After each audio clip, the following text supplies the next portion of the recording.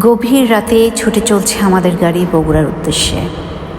বগুড়ার জার্নিটা আমার কাছে খুবই আরামদায়ক মনে হয়েছিল এই কারণে, আপনি ঢাকা থেকে যখন বগুড়ায় যাবেন রাস্তাটা কিন্তু খুব সুন্দর পাবেন এবং আমার মনে হয়েছে বাংলাদেশের সবচেয়ে জার্নির পথে যদি আপনি আরামদায়ক জার্নি খুঁজতে চান, ঢাকা টু বগুড়া চোখ বন্ধ করে চলে যান। এবং এই রাস্তায় চলার সময় আমি দেখলাম গাড়ির চাপটাও একটু কম এবং রাস্তাগুলো ডিভাইডার করা। এখন আমরা টোল দিচ্ছি 550 টাকা, যেটা যমুনা ব্রিজের হচ্ছে টোল। ভোর 6টা নাগাদ আমরা এখন মমইনের ভিতরে ঢুকেছি। এটা হচ্ছে মমইনের রাস্তাটা কিন্তু খুবই সুন্দর করেছে, মনে হচ্ছে আসলে বিদেশে কোনো আমি জায়গায় ঢুকতেছি। যাই হোক, আমরা এখন মেন গেটের সামনে, এখন আমরা ঢুকবো ভিতরে। মমইন, আই লাভ মমইন। আমরা এখনো বিল্ডিংয়ের সামনে যে পৌঁছাইনি, চারিদিক থেকে এদিকে ঘুরতে ঘুরতে আমরা যাওয়ার চেষ্টা করছি। আমরা মনে হয় প্রায় পৌঁছে গেছি।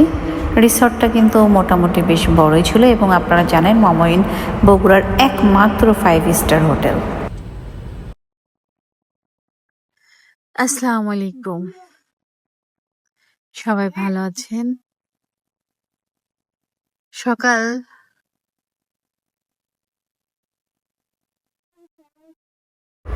প্রথমে ঢুকতেই আপনি রিসেপশন পাবেন।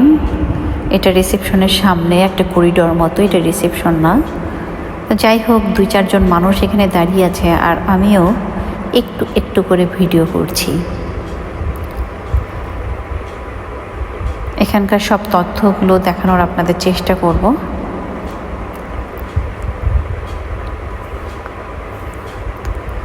এটা আগেই বলেছিলাম রিসেপশনের সামনে এটা একটা অনেকখানি জায়গা, একটা করিডোর মতো। এখানে হচ্ছে ওয়েটিং জোন, এখানেও আপনি ওয়েট করতে পারবেন।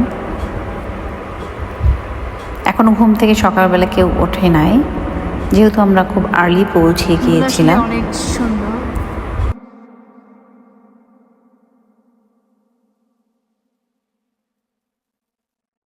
এখানে আগেকার সময় যখন টেলিফোন করা হতো এইভাবে করা হতো, তার একটা নমুনা এখানে রেখে দিয়েছে।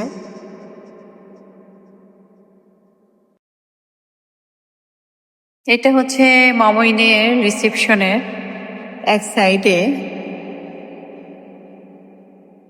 এরকম একটা ফোয়ারা এবং ভিতরে অনেক গোল্ডেন ফিশ।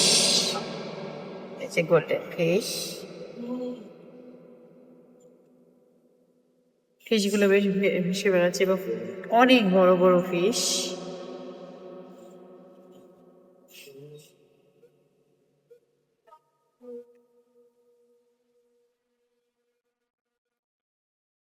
এই চেয়ারগুলো শামুকের মতো দেখতে, বেশ ভালোই লাগছে। শামুকের মাঝখানে আপনি বসে থাকবেন, সুন্দর। এই সাইডে ব্যাগ স্ক্যানিং করতে হবে, করে ওই সাইডে রিসেপশনে ঢুকতে হবে।